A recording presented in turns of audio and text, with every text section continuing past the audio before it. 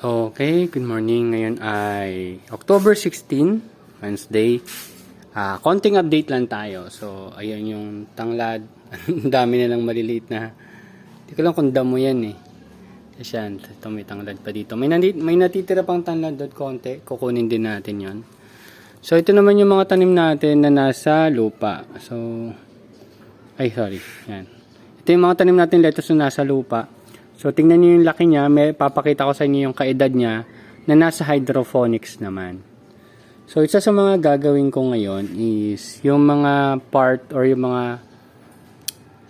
tawag ito, yung mga nagtumutulak na mga dahon dito sa ating net, medyo aayusin natin para hindi na dyan. Kasi yan yung napapansin ko, dyan lumulusot din yung mga ibon. So, na-aapektuhan din yung tanim natin. Papakita ko sa inyo mamaya. So, ito yung mga tanim natin. Itong tanglad na to hindi masyadong lumalaki, pero okay naman. Hindi mo siya namamatay. Tapos ito, maraming white flies. Kita nyo ba? Tapos ito, inoobserbahan ko lang kung lalaki. Pero kung mapansin nyo, yung isang pipino natin na single cucumber ay wala na. So, hindi ko sure kung napansin nyo nung napakita ko nung nakaraan na nalalanta siya tapos naka-recover. Kala ko magtutuloy-tuloy. Pero nung isang araw, 2 araw na yata nakalipas, napansin ko na nilaw na yung ugat. So ganyan din yung nangyari sa tanim natin doon. Nabubulok siya doon sa ugat. So may mga bunga pa siya noon, hindi na lumaki. Kinuha ko na lang yung mga pwede namang i-harvest pa. Medyo malambot na nga eh. Pero pwede pa yon. Tapos binabad ko lang sa tubig, tapos nilagay ko sa ref. Medyo bumalik naman sa pagiging firm, tapos siya nakain pa rin naman. So ayan. Susunod natin, hindi na muna yun yung gagamitin natin container siguro yon. Pero sa isang ganyang kalaking paso, 2 yung ilalagay natin na single variety. Tapos nagtanim din ako ng Jackson 27. So, igagaya na natin sila ng kung paano magdilig dyan via drip. Pero, hindi man talaga pinaka-drip kasi. Yan, basta drip style yung gagawin natin dyan. So, yun, may mga paso naman tayo ng pinagtaniman natin dati ng mga basils natin. So, marami naman tayong magagamit. Then, wala pa akong tinatanim na bell pepper ngayon. So, bala ko rin bumili ng high quality na parang single variety pero bell pepper naman. Tapos ito yung Thai basil, may Thai basil din tayo doon. Ito Thai basil din. Tapos ito, yung insekto na yan, oh. Yan yung nakita ko dati sa cucumber. Hindi ko lang alam anong klase siya. Bloodsucker ba yan or kung ano. Yan nakita ko. Maliit pa siya dati, ngayon malaki na. So yan, yung mga sumusobra-sobra doon, gugupitin natin. Tatry nating i-tie wrap na mas nakita ba yun? Ita-tie wrap natin na mas nakadikit yung tela papunta dito sa loob. Yan. So magti-trim tayo ngayon para mabawasan yung pagpasok ng mga ibon. Ayan, adjust natin. Hanapan ko yung mga pwede kong itulak pa loob tapos ipit na natin mismo. Or ipit na rin natin dun sa mismong sa mga halaman. Doon na natin itali. Ayan dito. Dati yan, dito. Maraming pumapasok dito. So yun, medyo inayos-ayos lang natin. Pero aayusin pa natin. Marami pang akong na-trim na sanga ng aloe vera. Tinutulak niya kasi palabas. Diyan talaga yung maraming ibon nung nakaraan. Then, ito yung damong mare ng nanay ko. Sobrang lago na. Ang bilis niya maka-recover. Pero matako siya sa tubig. Mabilis siyang matuyuan. Yun yung napansin ko. Pero dilig-dilig lang naman ang gagawin mo dyan. So, ayan. So, baka lagyan din natin ito para at least sa angge. Pero hindi naman masyadong napapektuhan sa angge. Tapos, itong mga tanim natin dito. Sorry kung hindi ko naayos yung video ko. Yan, may mga ugat na siya. O, yan o. Pumupunta na nga sa lupa yung mga seedlings natin ng tanglad. Ayan. Ito rin, damong Maria cuttings. Meron din tayo doon damong Maria na cuttings 4. So, okay naman siya. Tinadamihan natin. Tapos ito yung mga basil natin. Thai basil, sweet basil, Thai basil. So, nagtanim ulit ako ng sweet basil para ilalagay natin dito. Pero may sweet basil din tayo dito. Ayan. Tapos ito naman, may imagine nyo ba na sobrang laguna niyan. Pero unti-unti ko na rin yung gagamitin kasi naubos na yung tea bag dun sa baba. So, lemongrass tea ang ginagawa ko. Kahapon, nag-harvest ako ng basil leaves. Tapos yun, ginawa natin ng tea. Then, nag-harvest din ako ng buto. Titingnan ko may makuha tayong buto. Okay naman, sana magtuloy-tuloy. So, ayan. Dinidilig-diligan lang natin sila. Okay naman. Tapos ito yung tinrim natin na mulberry. Pwede mo rin gawing tea daw yan eh. So, yan. Gawa rin tayo ng tea niyan. Yan, ito. Since hindi natin sila masyado mapakinabangan sa bunga, pakinabangan natin sila sa dahon. Gagawin natin tea. So, yung nakaharang doon, ito siya, yung plastic. Hindi naman siya masyado naging effective. Kasi nga, saan ba yun? Ito. Ayun o, may dahon. Ayan, din doon, marami. Ito marami, medyo namukbang na naman to. Parang yung nangyari doon. So, yung mga pinagtiripan ng mga ibon, yan na yung hinarvest ko para sa amin. Masarap din naman. Tapos, yan, mapansin nyo, unti-unting nababawasan kasi yung mga nagpapa-early harvest. Nung nakaraan, nag-early harvest tayo 35 days. Maliit. So, medyo nagsisi ako. Kaya yung mga bumili sa akin na kakilala natin, bibigyan natin ng libreng isa. Yun lang naman. Kasi 3 binili nila, tapos medyo maliliit. Nung tinignan ko, medyo maliit. Yan. So, dito naman, since mapansin nyo, hindi masyado naaarawan dito. So, itong side na to, itong dalawa na to, ito talaga yung pansin ko na medyo maliit or kakaiba yung pagtubo niya. Dahil lang siguro hindi siya masyado nasisinaga ng araw. Ito, hindi ko sure kung malamang tip burn to. Sana tip burn. Mukhang tip burn lang. Kasi ang inaalala ko, baka, alam mo na, yung insektong iniiwasan natin, yung trips. Yan.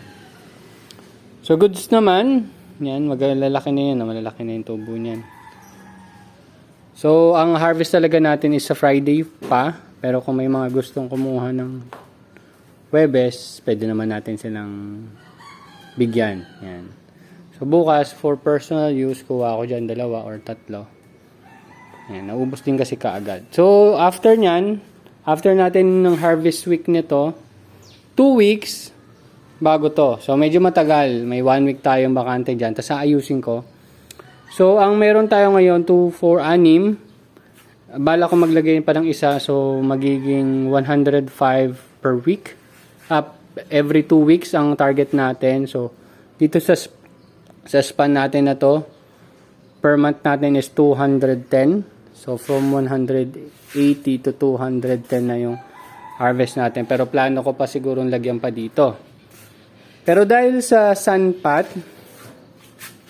i-adjust natin to, urong natin ng konti dito. Pandikit natin konti. Tapos ito, baka iurong din natin ng konti. Kaso inaalala ko yung tulo doon, pero madali na namang asikasuhin yun. Yan, iurong lang natin ng konti, kahit mga half foot or 6 inches lang dito. Yan, tapos urong din natin to dito. Kasi nga ito, medyo hindi lumalaki. Pero yan, yung mga hindi masyadong lumalaki, for personal use na yan. Tapos, ay, may paro-paro pa dun sa labas. Hindi makapasok. Pero ganun mangyayari, kung papalarin pa, mayroon, di ba, pito. Kasi yung banda dun mukhang malabong lagyan eh. Dito ko na lang lalagyan. Tapos isa pa dito, tapos isa pa dito. Di 8. Kung 8, nagkakaroon tang 120, 240. Hindi na masama, no? 240. Kaso ang problema kasi nagkakaroon tayo ng pipino dito. Yan. Pero yung mga excess natin na seedlings, siguro lalagay ko lang sa mga paso-paso na mga ganyan. Sa gilid-gilid lang. Yung katulad nung nasa lupa. Dito makakapagtanim pa tayo dyan. Lilinisin ko lang ng konti. Tapos ito naman pala yung mga natin, mga mustasa. Ito mustasa pero parang namatay. Ayan. Isang problema is yung dumping off na nababanggit ko nga na kinakain nila yung ugat. Which is ganun din yata nangyari dito sa ating cucumber. Kinakain yung ugat ng kung ano mang mikrobyo or kung ano man na meron. Yan. Namamatay kasi sila. Ito medyo matibay-tabay naman yung pechay. Kaso nangyari ito, pechay nalanta. So posible may tama na yun sa ugat. So yun. Yun yung isang challenge talaga pag sa lupa. Which is hindi ko alam kung paano ko aasikasuhin. Kaya yung ginawa ko dyan na punla, sabog tanim lang. Tapos bahala na kung sino yung mabubuhay. Yan. Ito, Damong Maria din. Ayan, okay lang naman. Okay naman siya. So, pinaka best siguro, kung tatagal pa rin yung problema natin sa ibon, is malagyan natin ng ano dito, ng screen. Yung paligid dito. Aso, gastos ulit yan. Ito, okay lang naman. Kasi yan, kunyari yan, naka isang harvest ka yan. Naibenta mo lahat, 3 for 100. Sabi natin 3 for 100. So, 15 yan, meron kang 500. Yung investment mo dun sa styro, ayun, nakita nyo marami pa akong styro dun. Bawi ka agad yun. Kasi ang styro, sabihin natin yung may butas, mga 350. Kung hindi ako nagkakamali. So, sulit na sulit na. Sulit na yun. Diyan. Kaya mo na lang ng patungan. Inisip ko nga parang bili na lang akong hollow blocks para at least uniform yung taas. Yan. Ito kasi mga iba. Pero at least may utilize natin kung anong meron tayo dito ngayon.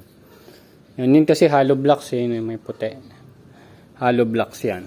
Tapos yung iba, ano lang, sa soft drinks yan. Patungan lang ng soft drinks. So maganda kasi nakikita natin na nag-okay naman siya. Then yung sikit traps natin nakita natin kahit paano hindi naman siya sobrang na nakakatulong siya sa monitoring kung anong mga klaseng insekto yung mga nasa paligid dito. So ayun. Yan, so major na gagawin ko ngayon is asikasuhin yung mga sobrang dahon dyan, mga sanga na tumutulak doon sa ating screen. Tapos yung screen, kung pwede nating maidikit lalo pa dito sa pader, is yun na lang ang best na gagawin ko. And dito, dyan sa taas, hindi ako napapansin madalas pumupunta yung ibon, tapos bigla na lang nawawala. So malamang may sinusuotan sila dyan. So lalagyan ko rin yan ng screen or plastic. Ito, pwede kong lagay yan dyan. Para lang wala na silang malusutan. Tapos ayan, double check lang din natin to kung anong meron dyan. Although chinek ko naman yan, parang wala naman nakakapasok dyan dapat. Ayan. Dati dito, pero mukhang wala na rin dyan. So yun lang naman, then almost every day or every 2 days nagdidilig tayo. Ayan, so ito hindi ko sure kung mabubuhay pa to, pero mukhang nabuhay naman. So dinidilig-diligan ko lang. Ito lang din yan, oh. So gagawin lang din nating tea. Pakinabangan lang din natin sila. So ngayon medyo mainit eh. Ayun, kung mapansin niyo yung sunpot nandito na sa likod. Ito yung sunpot. Ayan, taas. Nakakasilaw. Ayan. So okay naman kasi na-utilize naman din natin. Then that's it. Yun lang naman. So if anyway din pala kung may problem kayo in terms ng mga daga-daga. Kasi dito itong mga nahuhulog na pagkain ng ibon, dinadaga. Ito, nabili ko lang online. So, ilalagay mo lang siya yung takip. Tapos, sa dulo niya, yan, mahuhulog. Nasa dulo niya yung mga pagkain ng ibon, pero naka-tape para hindi rin mahuhulog. Yan. So, nakailan na ako, naka-10 daga na yata ako dyan. So, hindi man sila nakaka-apekto dito, baka later on kasi pag dumami sila, maging problema. Kasi minsan nakikita ko sila sa ilalim nito, ilalim ng taniman natin. So, yun. Okay, dun pala sa nagtatanong, sa plastic na to, polyethylene plastic. Yung big plastic na nabili ko lang online, ang size niyan is 40 by 50 inches. Ayan. So, yan. Yun na naman. Thank you very much and see you next update na lang. So, kung may tanong kayo, ilagay nyo lang dyan. Then, subukan kong sagutin hanggang kaya ko. Okay? That's it. Thank you very much and bye-bye.